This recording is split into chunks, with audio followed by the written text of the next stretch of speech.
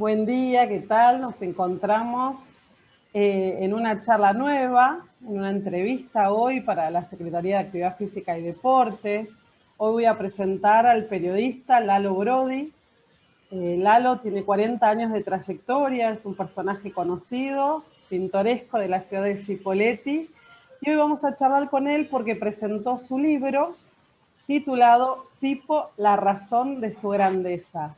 Buen día, Lalo, ¿qué tal? Buen día, un placer saludarles y bueno, compartir estos minutos con ustedes para ver qué podemos charlar de todo esto que nos puede enriquecer a todos, ¿no?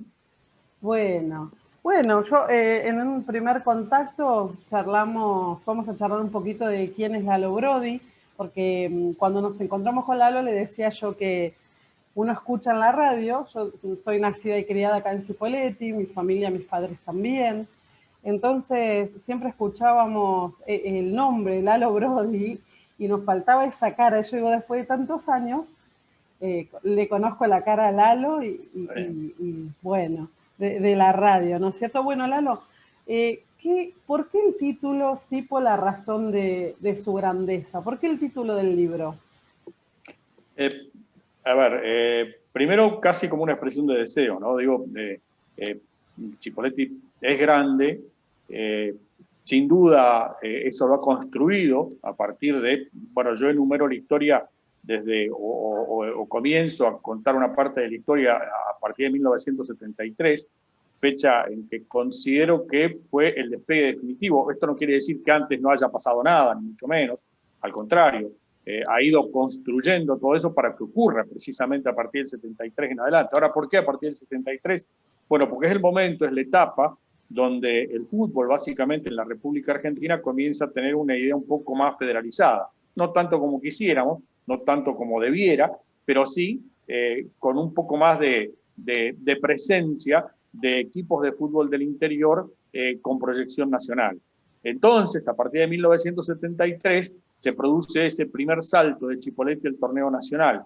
Entonces, también, a mí me gusta, por ahí los periodistas deportivos tenemos esta idea de encasillar, de hacer algunos compartimentos en todo. Entonces, yo califico que a partir del 73 en adelante comenzaría la historia profesional de Chipolletti. Y es ahí donde entonces comenzamos a elaborar o estudiar un poco todo esto. De allí para atrás, no quiere decir, insisto, que no haya habido grandes equipos, grandes jugadores, grandes dirigentes, pero que sin duda no tenían demasiada proyección. Una vez que terminaba el torneo de la Liga, lo único que tenían que hacer es pensar en el próximo torneo de la Liga y no en lo que vendría después, cuál era el próximo premio, no lo tenían.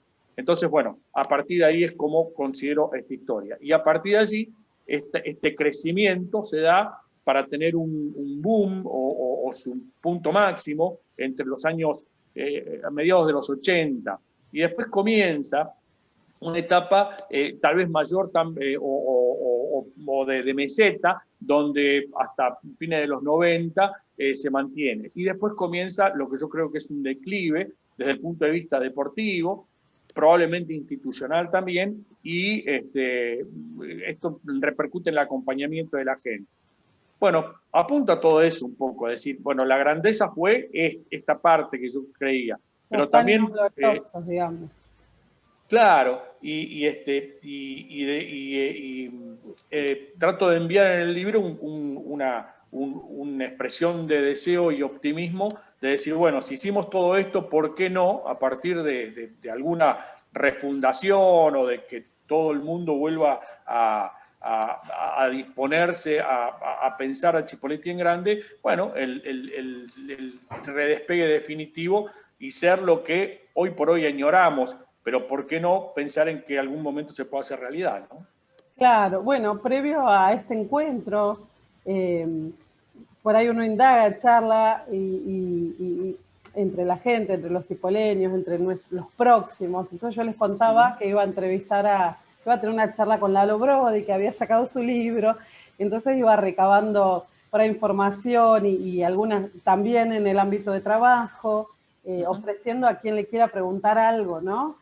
Y bueno, desde mi familia, que son todos cipoleños, decían que esa etapa fue, por ejemplo, bueno, mi padre era un fanático también absoluto, y me contaba cómo viajaban a dedo para ir a ver los partidos, y teníamos un equipazo que la rompíamos, donde íbamos ganábamos, y me contaba de las anécdotas que habían hecho, y que, viste, nos reíamos porque dice, por ahí sin un mango, por ahí se armaba algún lío, viste, y tenía que salir, y lo que era la cancha, viste, el sentir de la cancha. Entonces yo le decía que después, cuando nacimos nosotros, con mi hermano, que yo después de los 80 y largos, ¿no?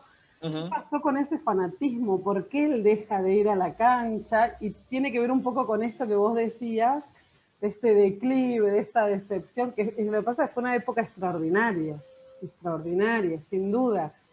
Eso por un lado. Y por otro lado, encontrás gente que dice, es increíble los fanáticos que son de Cipolletti. No pueden entender. Sí, sí. Yo advierto que sigue existiendo ese sentido de pertenencia que le ha dado el club. También en el libro intento hacer una especie de análisis sociológico, una intención nada más, es simplemente una idea que uno tira, y que dice que en esa época, o que fundamento que en esa época el Valle estaba en pleno auge y despegue, y Cipolletti desde el punto de vista político nunca tuvo una proyección, no tenía por entonces una proyección muy, muy importante. Entonces tal vez canalizó a través del deporte, de las instituciones deportivas, esta fuerza. Y sí, prendió y mucho en Cipolletti. Yo también en el libro hago una referencia, más que referencia, hago hincapié en que Cipolletti es grande, a ver, puede ser por su institución, por su representación deportiva, pero fundamentalmente por la gente. Es decir, si vos tenés un gran dirigente, una gran infraestructura, digamos, la mejor cancha, los mejores vestuarios, las mejores instalaciones, tenés albergues, tenés una sede social maravillosa, tenés dirigentes que son de lujo, pero no tenés gente que te acompañe, eso es efímero, sin duda que va a durar muy poco. Ahora, ¿por qué persistió? ¿Por qué siguió lo de Cipolletti? Justamente por su gente. Y de hecho dedico buenos párrafos a la hinchada, a la gente que lo siguió. Esas anécdotas que vos estabas contando recién son numerosas, y te imaginás que a lo largo de 40 años de haber seguido a Cipolletti por todos lados uno puede conocer miles. Entonces trata de resumirlo en un par de páginas lo que puede ser. Pero sin duda, el espíritu, la esencia de todo esto tiene que ver con eso, con la gente. Si por más que puedas tener todo, pero si la gente no lo sigue, y es un fósforo, se enciende y en segundos deja se extingue, ¿no? Claro, claro. Bueno, Lalo, cuénteme, ¿desde cuándo escribe? Porque entiendo, como me estaba contando, 40 años de trayectoria, y dijimos vamos a ir y venir por ahí un poquito por su biografía.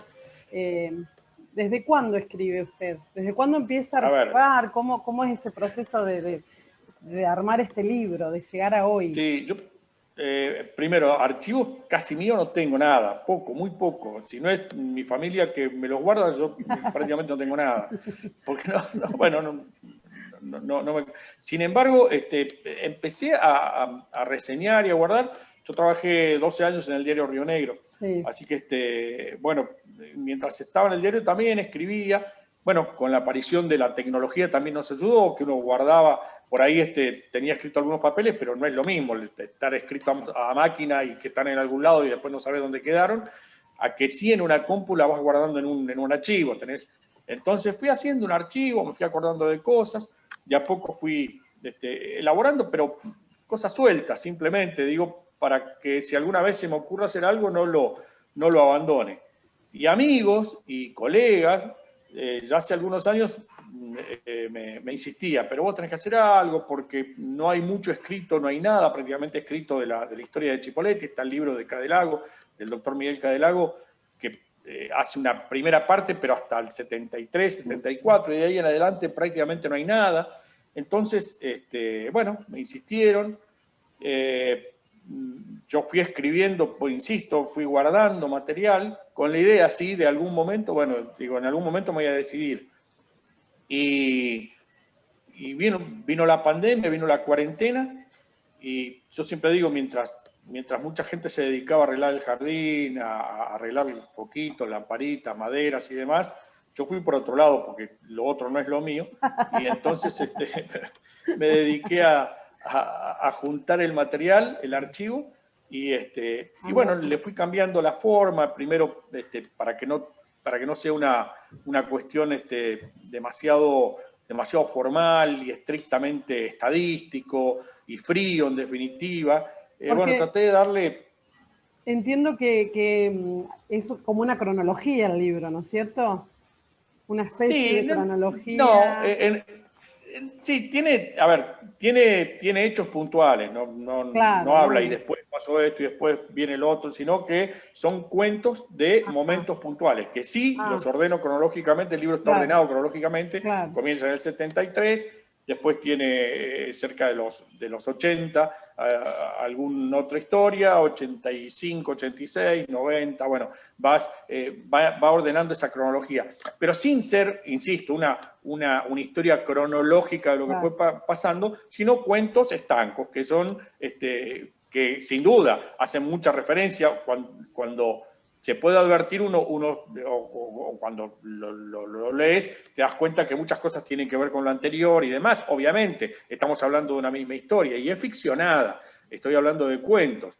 Hay cosas que pasaron, otras que quedarán en la duda y bueno, siempre está la imaginación de quien lo lee, bueno, poder advertir eso. Y además a ver, yo apunto a que, ¿cuál es la idea? Primero, fundamental, este es un libro dirigido a un mercado, a un público puntual, es decir, el hincha de Chipoleti, el seguidor, que seguramente muchas de las cosas que yo cuento ahí las sabrá, incluso las habrá bebido. Tal vez haya sido más protagonista que yo y diga, mirá, pero te faltó tal cosa. Probablemente. Bueno, este es el juego, esta es la idea. Pero en definitiva, que alguien sepa que una vez en el 73 pasó una historia, ocurrió algo que terminó de tal manera, o que en el 85 hubo una explosión de hinchas que fueron una tarde a Bahía y volvieron con una alegría tremenda. Bueno, eso, simplemente eso es lo que trato de apuntar en el libro y que, bueno, que quede escrito, que quede resumido en un texto, nada más ni nada menos que eso,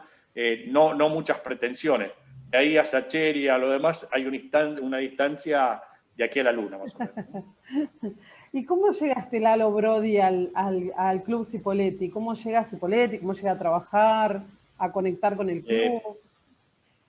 Yo lo cuento justo en el prólogo del libro, digo que yo llegué acá a los 12 años, en el mes de marzo del 65, así que estamos hablando de unos cuantos años.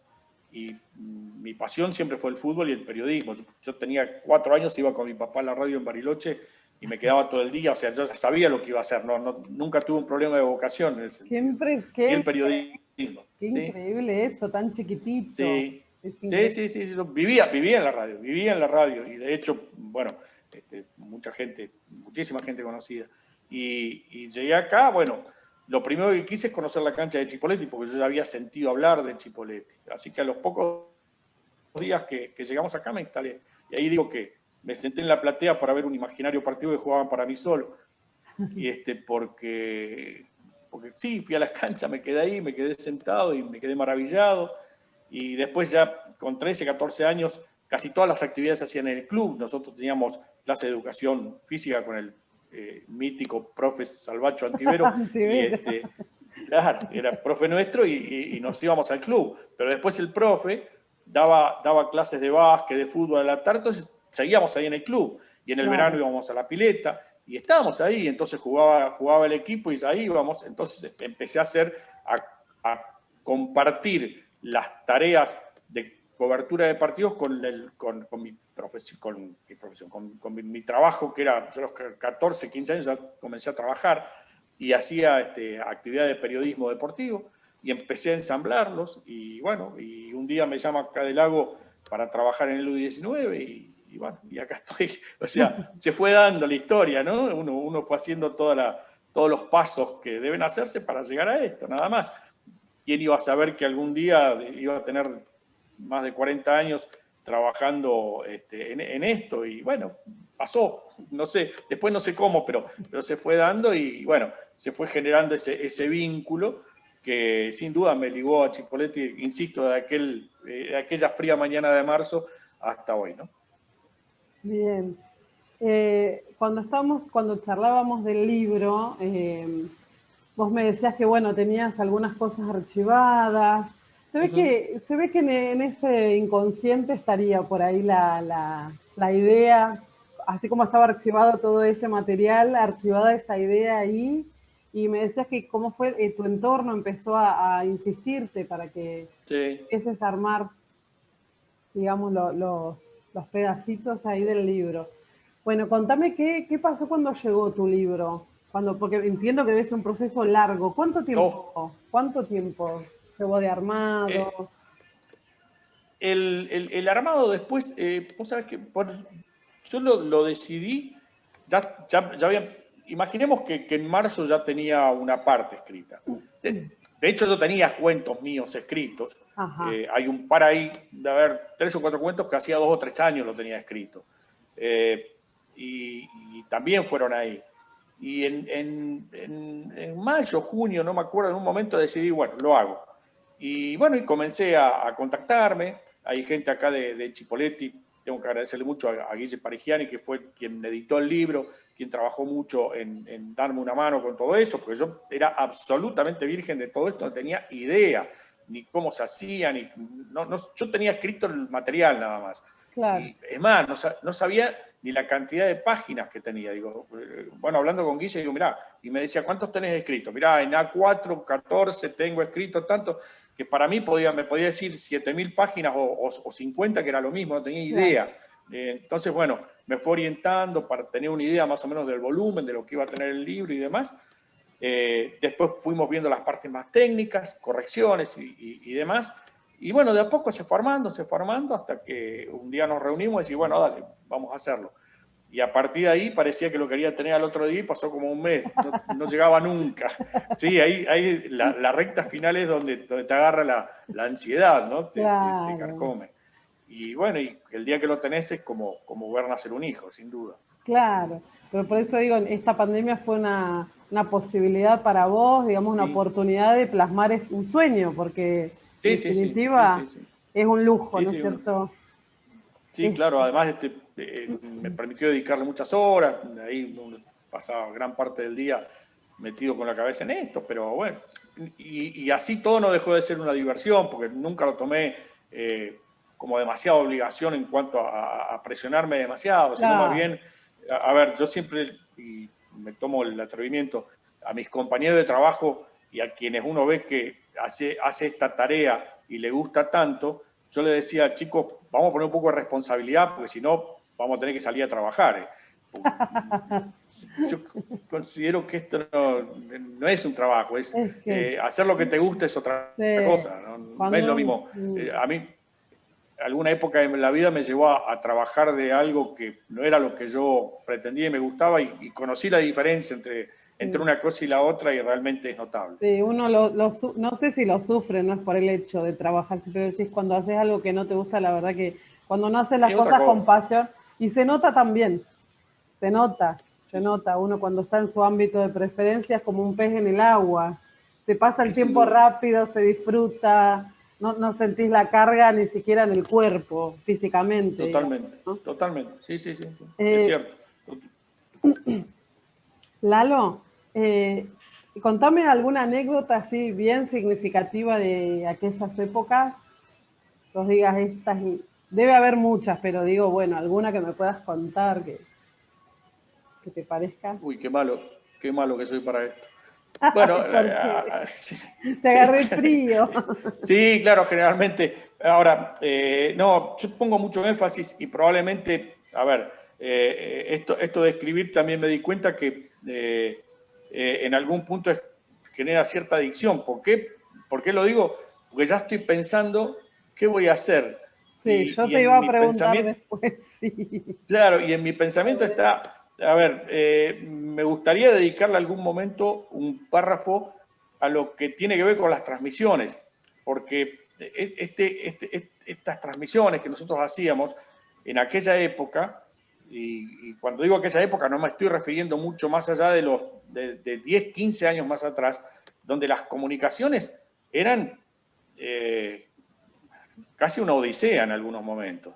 Y había que rebuscárselas para salir como sea. ¿Por qué? Porque vos tenías acá una cantidad de gente que, sobre todo cuando ibas a transmitir afuera, ¿no? Claro, Tenías una cantidad de gente expectante a la que tenías que bueno, obviamente llegarle de alguna manera, ofrecer el servicio que uno estaba promoviendo. Pero muchas veces llegabas con que te encontrabas con que la compañía telefónica no te había colocado la línea como correspondía, había paro de telefónicos y no te daban el servicio, la línea se cortaba en algún lugar, no llegaba. Nos ha pasado que el día anterior había alguna comunicación, alguna tormenta en el centro del camino donde debía ser la comunicación. No te olvides que antes era todo por cable y entonces bueno, era tremendo, era tremendo. Por eso muchas veces nosotros íbamos incluso 1 o 2 días antes para probar todo. Hoy llegás, te sentás, abrís el teléfono y en segundos estás comunicado. Evidentemente estamos... Bueno, eso hizo que nosotros tuviésemos que hacer malabares, pero malabares, en muchos casos para poder salir con la transmisión. Inclusive y con los vehículos, ¿no es cierto? También, que antes, viste, sí, ya no es como ahora que pones la llave, mirás que tengas, se te prenden las lucecitas. También, bueno, también, sí, bueno, nos pasó alguna vez llegar con lo justo porque se nos rompió el vehículo, sí, claro. Bueno, todo eso lo que implicaba. Y a veces esto generaba que incluso lo que tuviésemos que hacer para poder salir con una transmisión estaba al borde de lo reñido con lo legal, digo. Bueno, había que salir y entonces estábamos muy al límite en muchas cosas.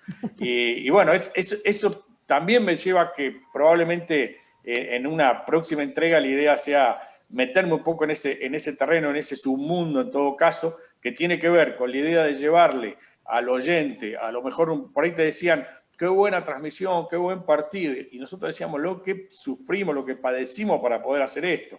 Y bueno, y alguna vez hasta ni siquiera pudimos hacerlo y nos quedamos en el camino, porque también pasó. Y después hubo épocas donde hacíamos las transmisiones y después cuando llegábamos al hotel llamábamos por teléfono para ver si había salido y cómo había salido, porque no teníamos idea si habíamos salido al aire. Nosotros era así. Bueno, y no estamos hablando de tantos años atrás, no estamos hablando de tanto tiempo atrás, pero pasó. Es increíble cómo la tecnología ha impactado, la globalización. Totalmente. De hecho, charlábamos de cuando yo te decía que anteriormente había comentado que te iba a entrevistar y me decían por ahí qué opines o alguna reflexión sobre... Con esto, esa época era como muy privilegiada también y la gente opinaba, porque no había tanta información. Hoy la gente consume mucho fútbol desde la televisión. Entonces, sí, claro. Es incomparable. De hecho, vos, en vez de ver muchos chiquitos hoy con la camiseta de Cipolletti, ves chiquitos con la camiseta del Barcelona. Entonces, bueno, eso es algo que por ahí lo comento. Y sí, es así. Bueno, ahora bien, ¿podés ir contra eso? No. ¿Cuál es la idea? ¿Cómo de qué modo podés revertir eso? Bueno, es tratar de darle un poco más de sentido de pertenencia. Nosotros tenemos que trabajar básicamente sobre eso. Yo digo, y bueno, tengo nietos y conozco chicos y gente que, bueno, hincha de Boca, de River, y está bien, pero después cuando River y Boca salen campeón, dan la vuelta olímpica alrededor de la mesa del comedor. Ahora, en cambio, si vos lo podés lograr con Cipolletti, qué lindo sería. Ahora, claro, uno sin duda, yo también precisamente en el libro hago una referencia. Los partidos iniciales de Cipolletti en el torneo nacional en el 73 llevaban entre 7.000 personas aproximadamente, cuando Cipolletti tenía 30.000 habitantes, más o menos. Hoy tenés 100.000 y van 1.500. Evidentemente la relación se ha retrocedido y mucho. Ahora, ¿por qué? ¿La gente dejó de ir solamente porque el club no le da lo que pretende? No, dejó de ir porque, como decir, porque a las 3 de la tarde lo ve a Messi. Un ratito más tarde ve a Boca. Más tarde lo ve a Ronaldo. Bueno, tenés claro, un menú. Y si querés, y de paso porque hay un partido de NBA y evidentemente terminás teniendo un menú tan amplio, tan grande, que hace que la gente, claro, y vos que sos profe de educación física, también sabrás, mis chicos se criaron acá enfrente, a mi generación, la de mis hijos y demás, se criaron acá enfrente en el Baldío. Hoy a los chicos ya no los podés dejar que vayan al campito a jugar al fútbol toda la tarde como hacían mis hijos. Y hay pocos campitos. Me parece que todo eso tiene que ver, ¿no? Ya casi no hay campito. Claro, bueno, por eso. Sí, no, porque no hay y porque sí hay. Sí. Y porque si hay, no creo que cualquier madre le deje al chico que vaya de las 2 a las 10 de la noche, como quedaban los míos en verano, porque lo mirábamos, y porque los papás tienen que trabajar, porque tenés miedo a lo que pueda pasar. Bueno, evidentemente, hay una... ¿Cómo ha impactado todo esto, lo de la inseguridad? Y aparte, bueno, claro, pero además, y además de todo eso, los chicos se quedan con la Play y a veces hasta te cuesta sacarlo, hasta tenés que incentivarlo para que vayan. Cuando nosotros era al revés, teníamos que volvernos locos para que entren, no para que salgan. ¿Cómo comparás todo eso? Bueno, nosotros, mi marido también es profe, y entonces decíamos esto de añorar, viste, tener vecinos que no tienen vecinos, no tenemos muchos vecinos chicos, bueno, como para que puedan jugar. Vos ves a tu hijo ya antes, por decir, viste, lanzar una piedra era moneda corriente. Ahora ves tu hijo que lanza una piedra al río, te morís porque nos pone mal los pies, bueno, por ejemplo. Bueno, justamente, sí. Bueno, evidentemente estamos ligados en cuanto a la actividad, porque mi hijo también suele decir, los chicos no saben agarrar una piedra, dice. Y ellos vivían haciendo puntería en el campito desde la mañana hasta la noche a ver que se le pegaban la lata. Digamos, todas esas cosas. Por eso tiene que ver también. Sí. Porque, a ver, nosotros de chicos y un domingo, ¿qué hacemos? O vamos al cine o vamos a ver a Chipo. Y lo más probable es que vayamos a ver a Chipo. Y porque era una de las atracciones que tenía la ciudad. Y porque nos fuimos, a ver, nos formamos alrededor de eso. Ahora, yo no podemos pretender que todo vuelva a ese momento, porque evidentemente no será, pero sí habrá que buscar la vuelta a la idea para darle ese sentido, como te decía recién, de pertenencia, esa manera de decir, esto es tuyo, lo podés disfrutar, lo podés utilizar, podés ver a los jugadores que a lo mejor solamente ves por televisión, en la cancha, si todos por ahí, nos disponemos y tenemos la suerte de que pueda pasar, pero para eso, bueno, la gente tiene que estar. Y bueno, es la tarea que nos queda por delante, me parece que es la deuda pendiente en ese sentido. Sí, ¿no es cierto? No sé, sí. Bueno, Lalo, fuimos charlando un poquito ahí te iba a preguntar yo que me cuentes, además me encanta que me dijiste que tenés 67 años, me habías comentado, y que te veo tan vital, y como que este libro me parece que fue la punta de un iceberg, porque te iba a preguntar de los proyectos a futuro y estuviste contando ahí algo de la adicción que te había generado a escribir, así que los proyectos a futuro tienen que ver con eso. Sí, sin duda, sí, porque ya, para mí me gusta la radio, yo soy, como decía Lalo Miro, un animal de radio, que he trabajado en diario, he hecho programas de televisión y demás, pero la radio sin duda es la vocación, lo que uno estuvo mamando de chico, y siempre alguna actividad en radio que uno pretende hacer. Y obviamente, mientras la energía y la vitalidad esté, que por suerte todavía está, ¿por qué no pensar y proyectar en lo que puede ser alguna... A ver, me dice, tener más material, tengo para hacer 5 libros, porque tengo muchísimo escrito. Después, bueno, darle forma, tratar de que sea atractivo, hay cosas que me pueden gustar a mí y no sé si a la gente, tratar de darle, un perfil más dinámico, por eso yo trato de hacerlo ficción y tipo cuento, y no el relato frío, o la estadística fría que diga pasó tal cosa y tal otra, porque esto me parece que incluso buscando un poco en Google se puede encontrar. Bueno, hecho o dispuesto que sea todo eso, ¿por qué no encarar una segunda etapa? Por ahora disfrutamos de esta, pero sí, en un tiempo, de hecho, ya algunos borradores voy dejando, estoy mirando, porque, a ver, Cortázar decía que el libro no se termina de escribir hasta que no lo tenés en la mano, y es cierto, porque yo tenía el libro en impresión y lo llamaba y dice, mirá, y si le podemos poner esto y le agregamos lo otro, hasta que un día dije, cortemos, porque si no, no lo terminás nunca, siempre te parece que te falta algo. Y aún así... Esto, la selección del texto, me imagino que... Sí, es cierto, sí. Y aún así hoy todavía me despierto y pienso, tendría que haber puesto tal cosa, tendría que haber hecho tal otra. Y bueno, y quedan, entonces obviamente sí, bueno, no lo hice ahora y va a quedar para un futuro. Bueno, ojalá que lo pueda hacer. Y uno es crítico, ¿viste? Con uno mismo es medio... Totalmente, Está totalmente. No, a mí medio nada me gusta lo que hago. exigente.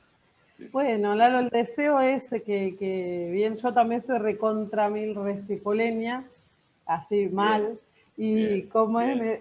pero mira cómo es todo, ¿no? Voy y me enamoro de un roquense, ¿viste? Y me caso, imagínate Mm. todo el mundo.